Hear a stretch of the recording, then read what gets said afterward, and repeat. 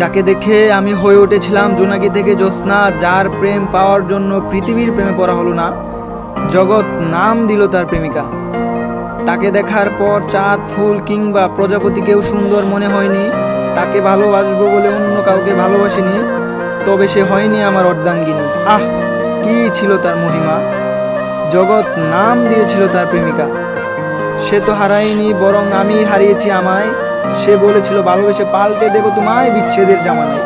আহা হা, এর বিপরীতে আমার মুখে সিগারেট আর কবিতায় মানা। ভালোবেসে হারালাম আমায়। তাকে করা স্পর্শ অথবা তার করা ক্ষিপ্র চুম্বন যেন লেগে আছে আজও ঠোঁটের কোণে। শুধু নেই নেই সেই রিয়ানিকা, যার নাম দিয়েছিল জগৎ ফুল প্রেমিকা।